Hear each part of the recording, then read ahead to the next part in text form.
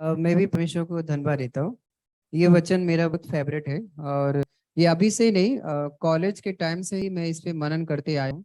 और मुझे बहुत हेल्प मिला है कॉलेज के लाइफ में। इवन फैमिली में, मार्केट में कोई पार्टी वार्टी होता है या कोई फंक्शंस होता है, तो ये वचन जो है हमेशा मुझे मेरे मन में आता है। यहाँ पे लिखा है संसार से प्रेम ना करो। तो परमेश्वर कह रहे हैं संसार से प्रेम मत करो। जैसे हम लोग कुरिन्थियों में भी देखते हैं, अविश्वासी विश्वासी का क्या क्या नाता।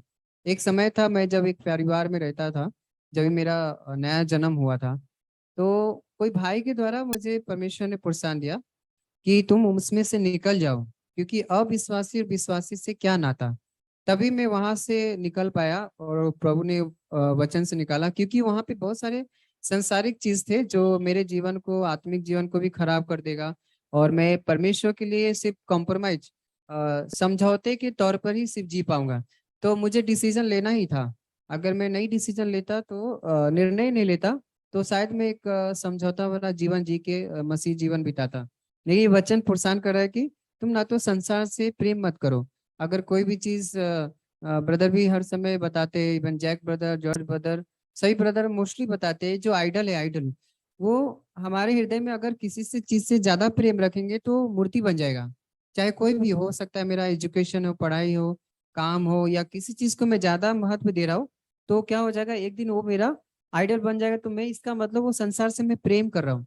तो मैं इससे प्रोत्साहन पाता हूँ, ना तो उन वस्तुओं से जो संसार में है। संसार में मतलब पहले बॉलीवुड सॉन्ग्स, गाना और डीजे वगैरह पे डांस करना। और आज भी मैं सोचता हूँ कि मैं कैसा था और परमेश्वर ने मुझे कैसा बदला। मैं इस सब चीज़ों में बहुत इंटरेस्टेड था, क्योंकि मेरे फैमिली वगैरह में जब भी कोई प्रोग्राम होता था, ये सब गाने बजते थे, मैं डांस करता था। और बहुत इंटरेस्ट, सब लोग मुझे प्रोत्साहन भी करते थे। लोग बोलते थे, अरे वाह कितना अच्छा डांस करता है ये। लेकिन मुझे बाद में मालूम पड़ा कि ये सब चीजें मेरे जीवन में जो आनंद नहीं लेगा, ये परमेश्वर के अगेंस्ट में है। इवन मैं पिछले कलीसिया में एक चर्च में था, वहां भी बहुत ही ये सब चीजें, इंटरटेनमेंट को ज्यादा महत्व देते थे। और लोग मुझे प्रोत्साहन भी करते थे, अरे वाह राजू आप बहुत अच्छा डांस करते हो, क्या बात है। तो सब क्लैपिंग भी करते थे। लेकिन बाद में मुझे मालूम पड़ा कि नहीं नहीं, ये सब चीजें रोमियो और ये वचन, तुम ना तो संसार से, ना संसार की वस्तुओं से प्रेम रखो। तभी उस सब चीज से बाहर आ पाया।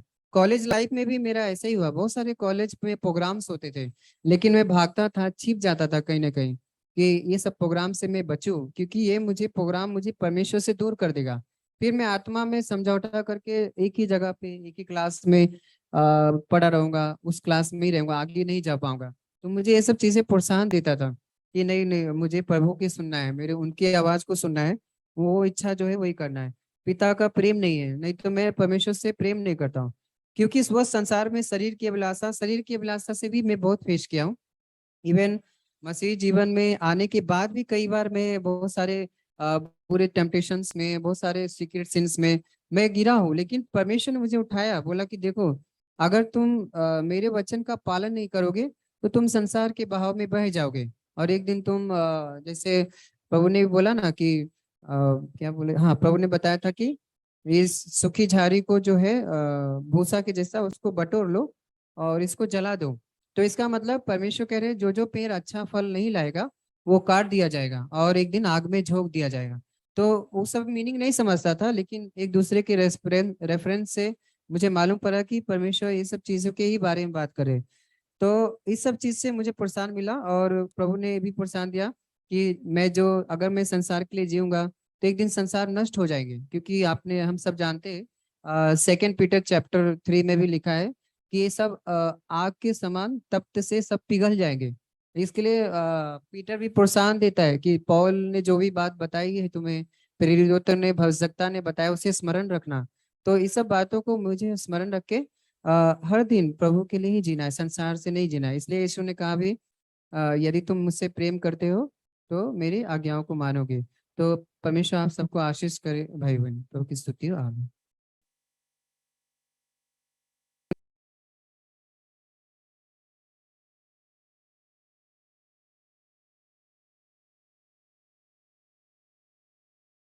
मैं प्रभु का धन्यवाद करता हूँ कि आज का जो वचन भाई ने बोला कि ना तो संसार के वस्तु से प्रेम करना, क्योंकि हम संसार में रहते हैं। संसार की बहुत सारी चीजें हैं कि हमको आकर्षित करती है, और प्रभु ने इस संसार से प्रेम नहीं किया, सारे जगत से प्रेम किया, अपने इकलौते को पुत्र को दिया, इसलिए ताकि कोई विश्वास करे वो अनंत जीवन पाए। तो प्रभु हमेशा हमको ये कहता है कि तुम नम्र बनो। तो हम हर एक के अंदर एक घमंड है, और घमंड का बहुत सारे है कि घमंड हर एक के अंदर है, कि हम नहीं बोल सकते हैं बड़े लोग के अंदर घमंड रहता है, गरीब के अंदर घमंड रहता है, हर एक इंसान के अंदर घमंड रहता है। तो लेकिन प्रभु हमें हमेशा नम्रता की बातें सिखाता है। हम चर्च में आता है तो हमेशा एक नम्रता की बातें सिखाता है। तो मुझे एक यिर्मयाह 9:23-24 में कुछ है कि बुद्धिमान अपनी बुद्धि पर घमंड ना करे, वीर अपनी वीरता पर घमंड ना करे, धनी अपनी धन पर घमंड ना करे। घमंड करे इस बात पर घमंड करे जो परमेश्वर को जानता हो, उसे पहचानता हो कि सारे पृथ्वी पर करुणा और न्याय के और धर्म के काम करने वाला वो परमेश्वर है। आज हमारे पास बहुत सारे टैलेंट है, किसी के पास अच्छा गुण है, तो हम प्रभु का धन्यवाद करना चाहिए कि उसने हमें एक गुण दिया, इसके लिए आज हम उसकी बदौलत है। किसकी अच्छा खूबसूरत रहता है तो वो अपनी खूबसूरत पर घमंड करता है। लेकिन दोस्तों, खूबसूरत पर घमंड मत करो, परमेश्वर पर घमंड करो जिसने तुमको जन्म दिया है। हाँ, बहुत सारे अपने पास ऐसे ऐसे टैलेंट है, धनवान है कि धन, वो कोई कोई वो धन के ऊपर घमंड करता है। नहीं, वो धन कौन देता है? परमेश्वर देता है। ये हमको समझना है कि हमको ये सारी चीज प्राप्त परमेश्वर से होता है। इसके लिए हम प्रभु को धन्यवाद करें। हमें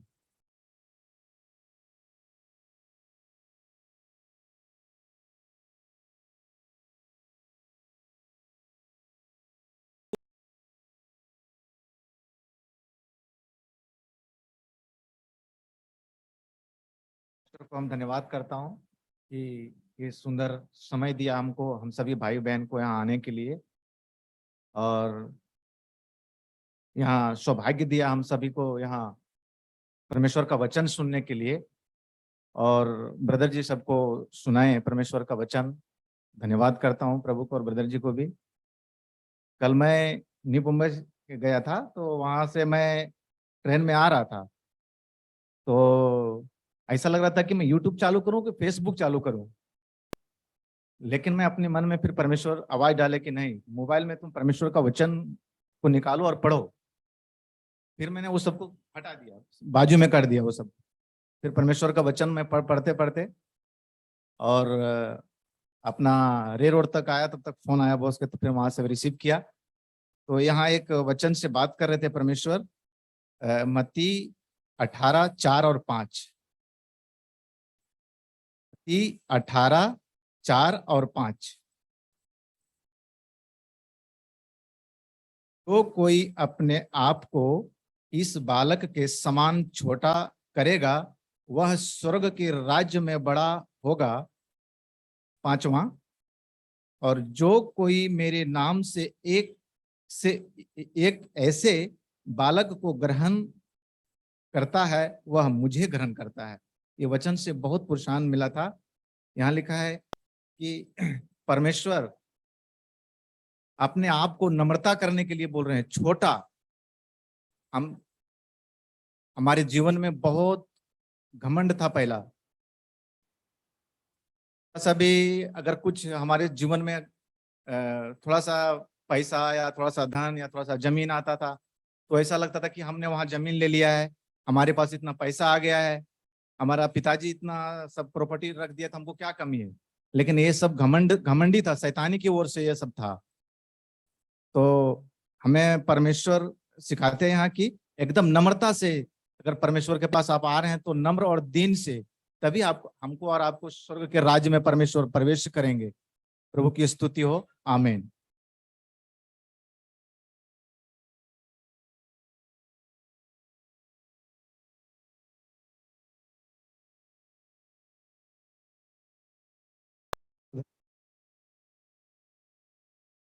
इस वचन पे कुछ बातें करना चाहता हूँ।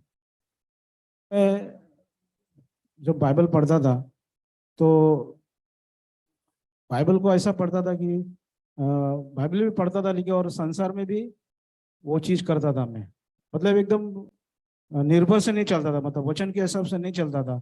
जैसे कि मैं वचन पढ़ता हूँ और ऑफिस में जब मैं काम करता हूँ तो वहां पर भी एक सवाल आता है, जब उस काम में मैं ईमानदार हूँ कि नहीं। हाँ, जैसे कि मैं अभी बाहर जाके कुछ काम करता हूँ, तो अभी समझो मैं ऑटो से गया तो मैं ऑटो से लिखना चाहिए, लेकिन हम क्या करते थे, ऑटो में नहीं जाते थे लेकिन बस से जाते थे, वो ऑटो में लिखते थे। तो मैं जब ये वचन पढ़ता था, हाँ, कि सही हम वचन पे चल रहे हैं क्या, हाँ, क्या हम झूठ बोलते हैं। जैसे कि वचन में बोलते हैं कि तू चोरी मत कर, तो हम ऑफिस में भी प्रभु बोलते हैं कि हम वहां पर भी चोरी नहीं करना चाहिए। कोई कोई लोग ऐसा है कि स्टेशनरी घर पे उठा के लेके आते हैं, पेन लेके आते हैं, अपने बच्चों को लिए कंपोस्ट लेके आते हैं, जैसे स्टेशनरी है लेके आते हैं। तो ये सब मसीह में आने के बाद भी ऐसा होता था। इसका मतलब ये है कि हमने मसीह को समझा नहीं है, और उसी के वचन को पढ़ते हैं तो उस वचन को भी समझा नहीं। लेकिन जब जब हम इस वचन को पढ़ते थे, लेकिन क्या होता था, वैसे ही करते थे। लेकिन और जो हमारे साथ में जो ग्रुप रहता था ना, जो विश्वासियों का, शायद उनका भी फाउंडेशन ऐसे गिरा रहता है, इसके लिए हमको ऐसा वचन मिला नहीं। लेकिन जब मैं ये वचन को पढ़ते पढ़ते मैं ऐसा इसको मैंने अपने जीवन में लिया। और एक दिन जैक पोनिन का वचन मैं सुन रहा था, सही तरीके से वो उसने जो विवरण किया है वचन के बारे में, कि मसीह के साथ ऐसे ही चलो।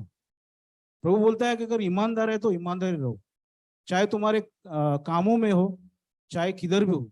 हाँ, जैसे कि अभिलाषा, आंखों की अभिलाषा, हम आंखों की अभिलाषा सामने आ जाता है, लेकिन परमेश्वर बोलता है उसको डांटो, उसको वहां पे ही उसको डांटो और भगाओ उसे। तो उसी तरह बहुत सा वचन है, बहुत से ऐसे चीजें हैं जो मसीह में होते हुए हम मसीह नहीं थे, ऐसा जीवन था। लेकिन प्रभु का वचन में हम जैसे लिखा है, न तुम संसार से, न संसार की अभिलाषाओं से, हाँ, वो जो भी अभिलाषा है, जैसा जीविका का घमंड है, हाँ, जैसा हम मसीह में आकर भी लोग घमंड करते हैं। जैसे हम आराधना करते हैं, पहला आराधना स्तुति करते थे, गिटार बजाते थे, लोग हमको पता है कितना अच्छा तुमने गिटार बजाया, कितना अच्छा गाना गाते हैं।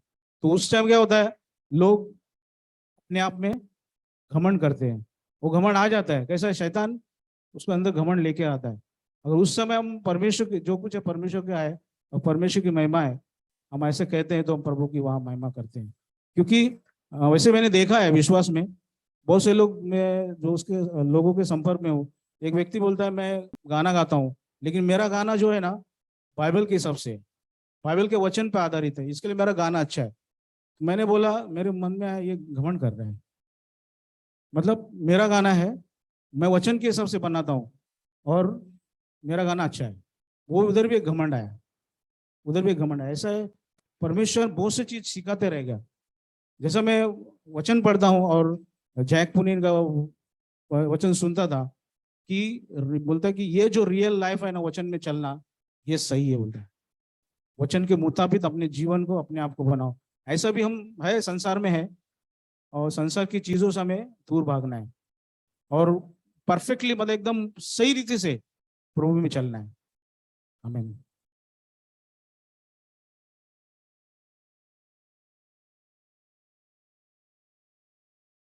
जरा शेयरिंग करेंगे।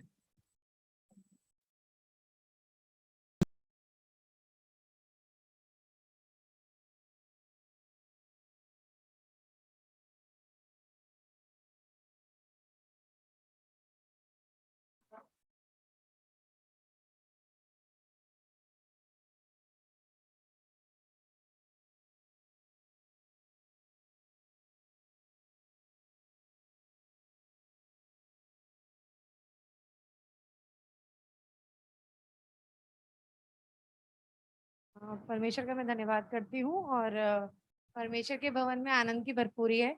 और मुझे आज बहुत अच्छा लग रहा है यहाँ पर सभा जो है परमेश्वर ने की ओर से ही आयोजित की गई है, और परमेश्वर का भी बहुत धन्यवाद करती हूँ क्योंकि परमेश्वर स्वयं यहाँ पर है। क्योंकि वचन कहता है और वचन सच्चा है, क्योंकि जहाँ 2 या 3 मेरे नाम से इकट्ठे होते हैं मैं वहाँ होता हूँ। तो वाकई में परमेश्वर यहाँ पर है और हमारे बीच में हमें आशीषित कर रहे हैं, क्योंकि यहाँ से हम जब वापस लौटेंगे तो परमेश्वर का जो आनंद है, शांति है, प्रेम है, वो और बढ़कर हम यहाँ से लेकर जाएंगे। और जैसे परमेश्वर का वचन कहता है कि हम अंश अंश करके बदलते हैं, तो रोज हम अंश अंश करके बदलते हैं, रोज परमेश्वर हमें बदलता है। तो इन वचनों के द्वारा भी परमेश्वर हमारे जीवन में कुछ बदलाव देगा, ये मैं पूरा विश्वास करती हूँ हम सभी के जीवन में। और जैसा कि पहला यूहन्ना 2 उसका 15, तुम ना तो संसार से हो ना संसार की वस्तुओं से प्रेम रखो। यदि कोई संसार से प्रेम रखता है तो उसमें पिता का प्रेम नहीं है। और शुरुआती दिनों में जब मैं मसीह में थी, तो मैं 50-50, मतलब थोड़ा-सा संसार और थोड़ा-सा प्रभु। तो परमेश्वर को वैसा नहीं चाहिए, इसलिए परमेश्वर ने मुझे बदला उस हिसाब से। पर मैंने ये संसार से प्रेम नहीं रखने के लिए बहुत सारा स्ट्रगल किया, और ये परमेश्वर की ओर से था। मेरे कोई बड़ाई नहीं है। परमेश्वर ने चाहा कि मैं बदलूँ, तो मैं परमेश्वर का बहुत धन्यवाद करती हूँ कि प्रभु ने बदला। क्योंकि मैं सोचती थी कि ठीक है, कर लेते हैं ना, कोई बात नहीं, चलता है। फिर उसके बाद जब मन में बहुत बुरा लगता था, कि मन कचोटता था, क्योंकि पवित्र आत्मा है हमारे लिए, प्रभु ने दिया है, तो फिर धीरे-धीरे ऐसा लगा कि नहीं, अब छोड़ना चाहिए इन सब चीज़ों को। बहुत सारे जैसे बहुत सारे जैसे ब द कॉस्मेटिक्स हो गए, कुछ भी ऐसे सजा की चीज़ें, तो मैंने सोचा कि नहीं, अब प्रभु में मुझे ये सब जैसे फ़िल्मी गाने सुनना, तो ये सब मैंने बहुत ज़्यादा वो मुश्किल लगी मुझे ये छोड़ने के लिए, पर प्रभु का मैं धन्यवाद करती हूँ, क्योंकि वचन है कि ना तो मेरे को संसार से प्रेम रखना है, कि ना ही इन संसार की चीज़ों से प्रेम रखना है, मुझे तो प्रभु से प्रेम रखना है। और और हाँ, और मैं हमेशा प्रार्थना करती थी प्रभु से, प्रभु मुझे पवित्र बनाइए, प्रभु मुझे पवित्र कीजिए, प्रभु मुझे पवित्र कीजिए। और परमेश्वर ने मुझे बदला है, पर प्रभु, एक मैंने लेख पढ़ा था एक ब्रदर जैक का, कि सिर्फ मैं बोलती रहूं कि मुझे पवित्रता चाहिए, आराम से पलंग पे बैठे-बैठे, कहीं पर भी बैठे-बैठे, तो ऐसे पवित्रता नहीं मिलेगी। मुझे भी इसके लिए लड़ना होगा, जैसे कि ये जब जो सारे टेम्पटेशन हमारे जीवन में आते हैं ना, ये हमारे लिए ज़रूरी, जैसे सोने को ताया जाता है, वैसे ही जो है टेम्पटेशन से, प्रॉब्लम से, परेशानियाँ हैं, और प्रलोभन जो आते हैं, जो हम बोलते हैं कि हम पाप करते हैं, ये हमारे जीवन में आना इसलिए भी ज़्यादा ज़रूरी है, क्योंकि हम मजबूत कैसे बनेंगे? हमें मजबूत होने के लिए हमें प्रभु डालता है हमारे जीवन में, जैसे आदम और हवा के जीवन में था। हवा को टेम्प्ट किया उस फल ने, तो प्रलोभित हुई उस फल को देखकर, उसको इच्छा हुई, और उसने प्रभु की ना बात मानते हुए उसको खा लिया और पाप कर दिया। तो इसलिए हमें यहाँ पे सीखना है कि ये टेम्पटेशन हमारे लिए जयवंत जीवन जीने के लिए ये सब आ रहा है, ये सब उसको कर गुजरने के लिए नहीं है, पर हमें इससे लड़ना है। तो ये परमेश्वर ने मुझे सिखाया कि ये अगर मैं भेज रहा हूँ शैतान की ओर से, तो ये करना नहीं है कि हाँ चलो कर लेते हैं, पर इससे हमें जीतना है। तो परमेश्वर का बहुत धन्यवाद करती हूँ कि प्रभु ने बदला, और सभी का मैं बहुत धन्यवाद करती हूँ। आमीन।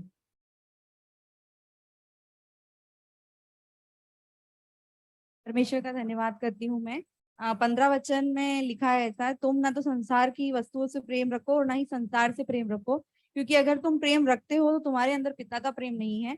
पर जब से मेरी लाइफ में प्रभु आए हैं, तब से प्रभु ही मेरे लिए ज्यादा इम्पोर्टेंस रखते हैं मेरी लाइफ में, क्योंकि उन्होंने मुझे संसार में से निकाला है, शांति दी है, और जो भी सारी आशीषें दी है प्रभु ने दी है।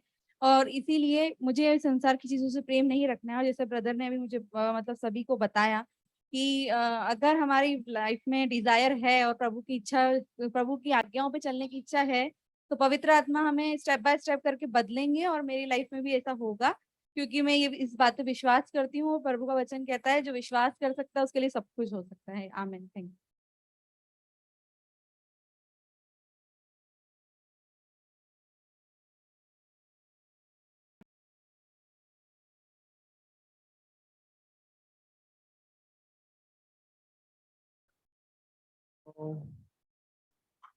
मेरे लाइफ में भी मैं बहुत पहले, जैसा कि बच्चे लोग का जब भी स्कूल में मार्क हो, हाई स्कूल में मार्क आता है, जब भी फाइनेंशियली हम लोग वेल रहता है, तो हम लोग को अंदर एक प्राउड आ जाता है।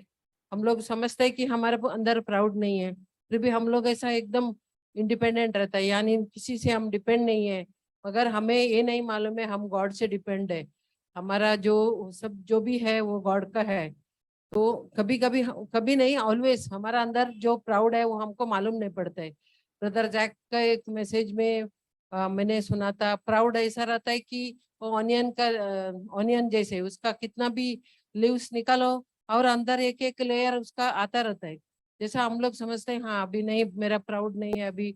सब हम लोग डिस्करेज हो गए थे। एक ऐसा टाइम आया था, फाइनेंशियल डिफिकल्टी आया था, और सब जगह पे ऐसा हो रहा था, लॉस हो रहा था, ऐसा हम लोग एकदम डिस्करेज हो गए थे एकदम। जब भी मुझे एक टाइम ऐसा आया था कि मैंने जॉब का बुक पढ़ना कहीं छोड़ दिया था इतना।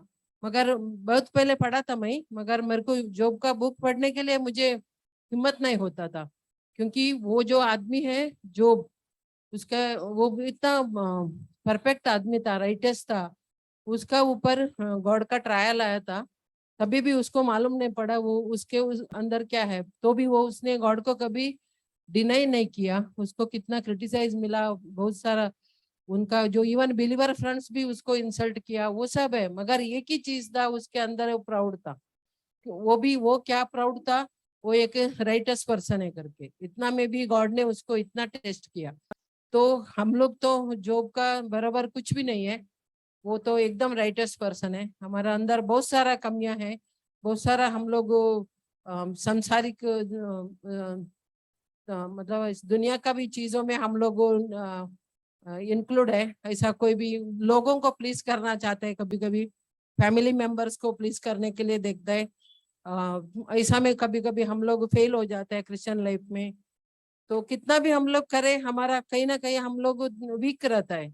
तो उसमें सब हम लोग अभी करने के बहुत ट्राई कर रहे हैं हम लोग, इसमें सब ये दुनिया का चीजों में ऊपर आने के लिए, इसको अवॉइड करने के लिए हम लोग को बस जीसस एक ही है, हमारा एक ही गॉड है, हमारा एक ही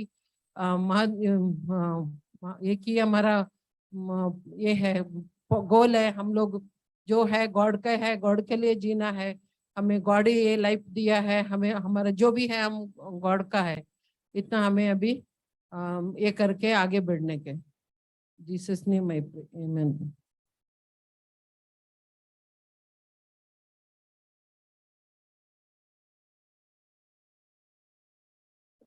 बहुत धन्यवाद देती हूँ आज की सभा के लिए, और जो वचनों के द्वारा जो प्रोत्साहन मिला है उस चीज के लिए भी परमेश्वर को बहुत बहुत धन्यवाद।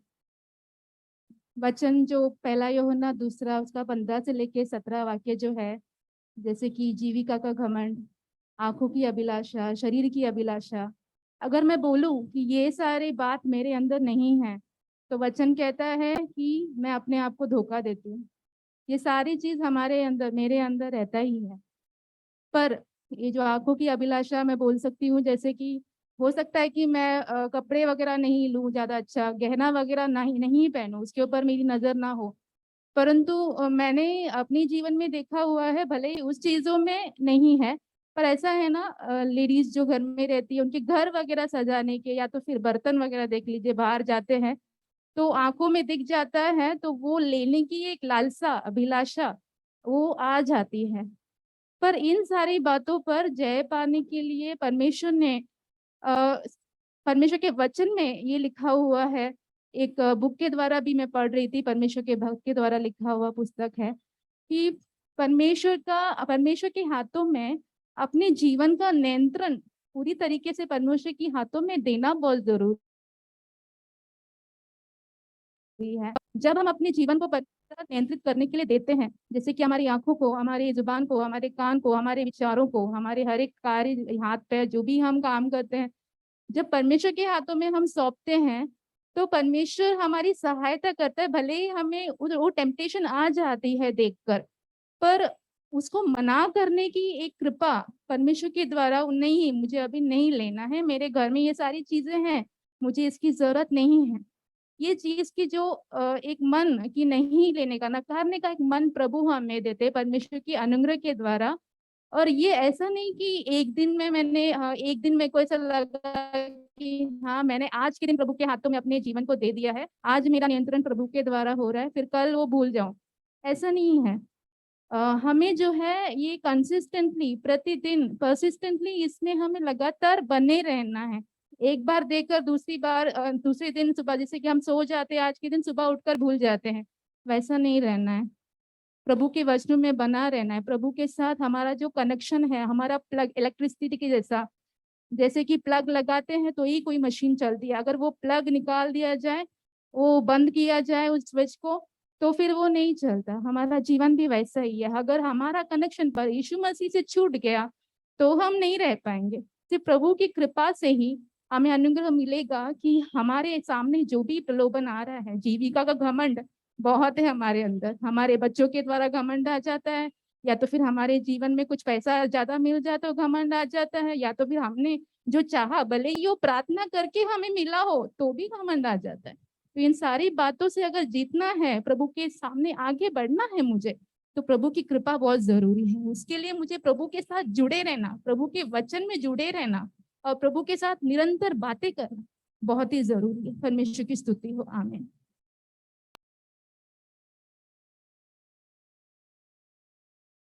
According to my knowledge, the two things that affected my life very much were the curse of my Heavenly Father, the death, and the desire on my husband.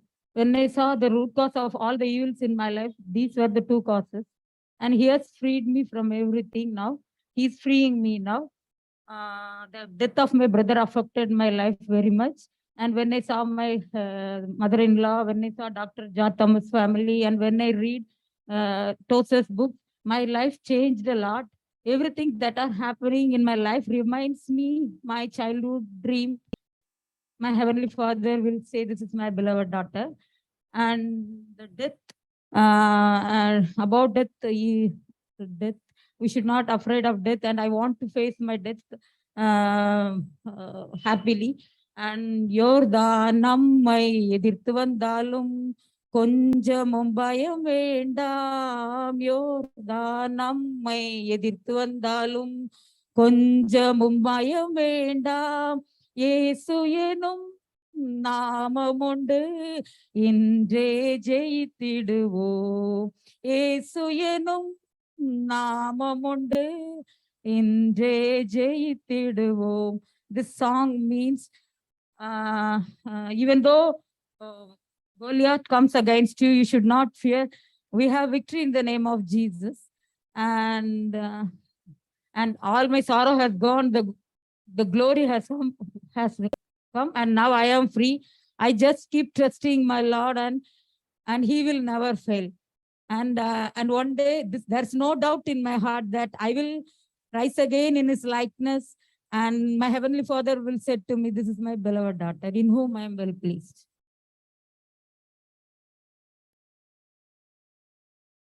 When I was young, I would talk with my mom. So she would share her experiences of God with me. That time in my heart, I wanted to experience God as she was experiencing.